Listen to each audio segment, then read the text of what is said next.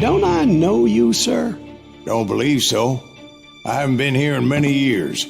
Name's Silas Greaves. Silas Greaves? The bounty hunter? Used to be. Well, what are you doing here in Abilene? Just passing through. Got a little business to take care of. Well, sir, it would be an honor if you would allow me to buy you a beer. Hell, son, it would be my honor to drink it. I'm Molly. Howdy. I'm Dwight. That's Jack and Steve. Ben's behind the bar. Oh, I bet you got some great stories. A couple. Any of them true? Jack, be nice. A few. What about your shootout with Henry Plummer's gang in Bannock, Montana? Is that where you started as a bounty hunter? That's what it says in this here dime novel. Don't believe everything you read in them dime novels, boy. First man I hunted was back when I was riding with Billy the Kid. You knew Billy the Kid? Damn right. That scrawny son of a bitch had no fear. Wouldn't back down for nobody. I heard he collected the 10 stars off any crooked lawman who crossed him. It was a war, boy. The Lincoln County War. And Billy promised his regulators would take the life of every bastard who helped bushwhack John Tunstall. Kid had a big chip on his shoulder and a hair-trigger temper. Made him dangerous as hell.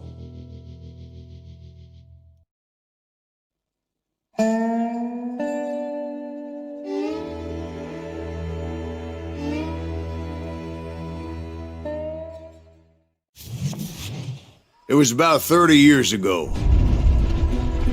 Billy was hiding out in an abandoned farm near Stinking Springs. I threw in with the kid because the man I had sworn vengeance on was riding with Billy's enemies. But before I tell you why I want that sumbitch dead, let me tell you what happened that day.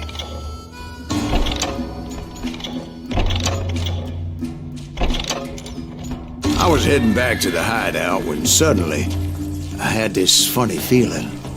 Funny, ha-ha? No, Steve. The other kind of funny.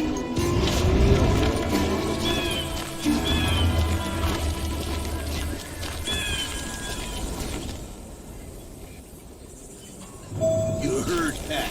You need to stay here and keep an eye on the road. That's not fair. We're missing all the fun. I knew those two morons would never let me through. I had no choice. Is he with us?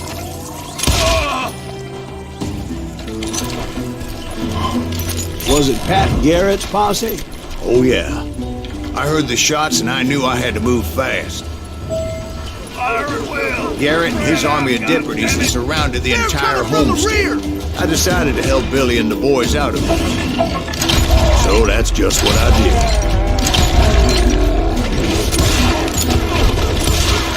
As the governor of New Mexico was paying for the kid's apprehension, Garrett was able to hire every gun hand in Lincoln County.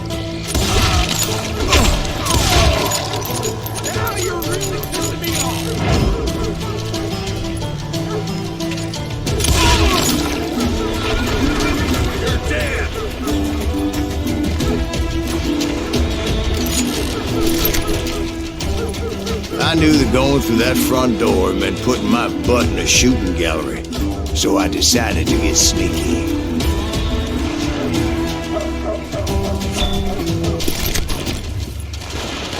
Watch out! Garrett's men were running around like a bunch of chickens with their heads cut. These son of bitches! Leave them to me! Kill me too? Still, one of them reached reach the water tower. Not a bad idea. It would be a turkey shoot from up there. Luckily, these shooters Garrett hired weren't the sharpest tools in the shed. The right position is very important. Personally, I prefer to be on top. Oh, you do, do you? Indeed, darling. But where was I? Oh, yeah. A lot of them were saddle tramps or sod busters or drunken drifters looking to make a few bucks. Show yourself, coward!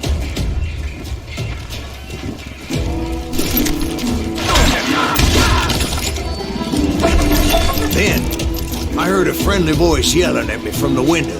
Back door! We'll cover you! Drop what you play! Truth be told, things weren't much better behind the house.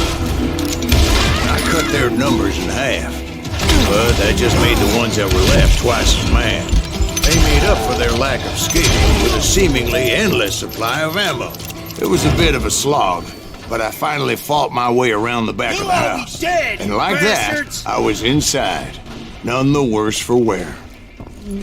I passed Dirty Dave, Dead and in a upstairs I rat in a found trap. Billy and Charlie Bowdry.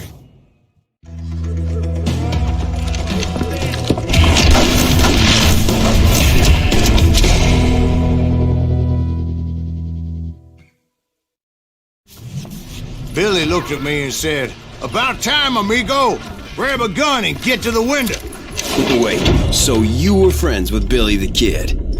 Yeah, sort of. Anyway, we were surrounded by dozens of deputized shooters who wanted to do us harm.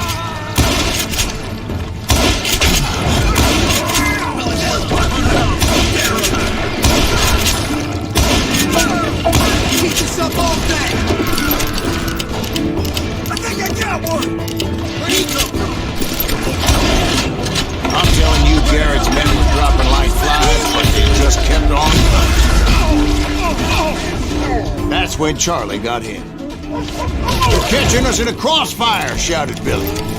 "Get to the other side!"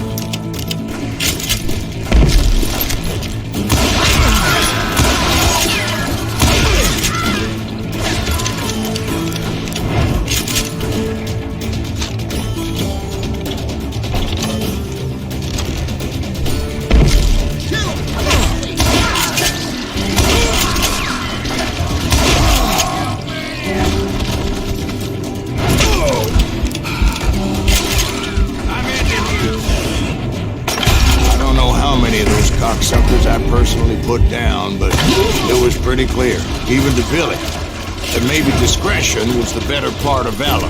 What's that mean? It means that it was time to cut and run. They got a Gatling, Billy shouted. "Get the horses and bring them round back. I'll draw their attention." He directed that order at me, and I thought, why the hell do I have to do? But I went anyway. Dumbass that I was back then. Run for it! Those poor sons of bitches are done! Many would have fled in my place. But I had that false sense of invincibility that many young men have. Like Jack. What are you saying, old man? Jack, he's just joshing with you. Yeah, he better be.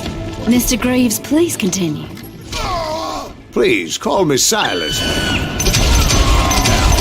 where was I? You were heading for the barn. Right. Making my way past a passel of fallen foes. Sounds like Garrett hired a whole regiment of hired guns.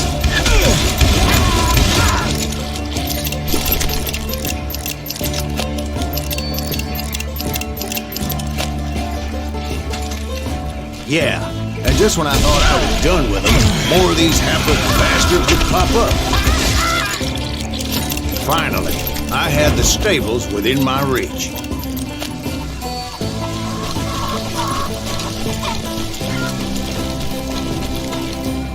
And that's when I met Sheriff Pat Garrett. I read that you went toe-to-toe with him, sir. That backstabbing bastard with that tacked-on tin star.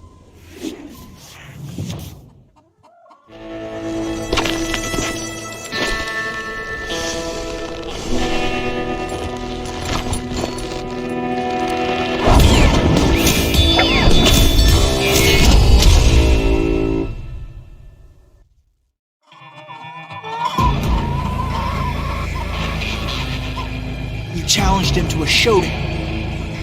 You read that in a dime novel? It said he showed no fear as he took your measure with eyes like a rattlesnake.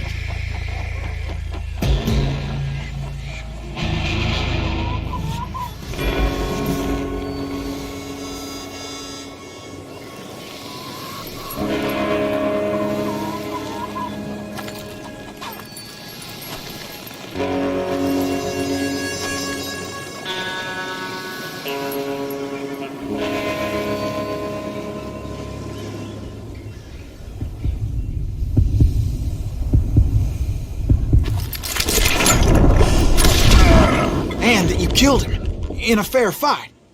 Is that what that Penny Dreadful said? No, boy. That ain't what I meant when I said I met Pat Garrett.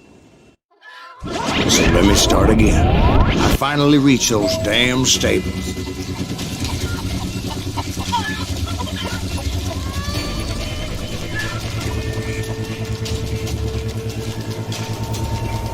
Stepped inside, and last thing I heard was Garrett's voice.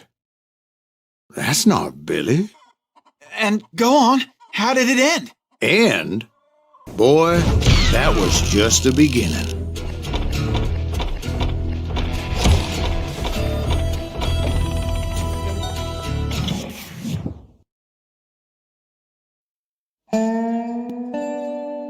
So what happened? Did Garrett arrest you? Yeah, after I came to, the bastard had clocked me with his Colt.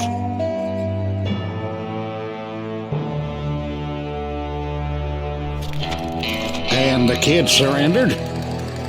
When he realized there was no getting out of there alive. So they locked you up in Lincoln? Indeed they did. Sentenced me to hang right along with the kid.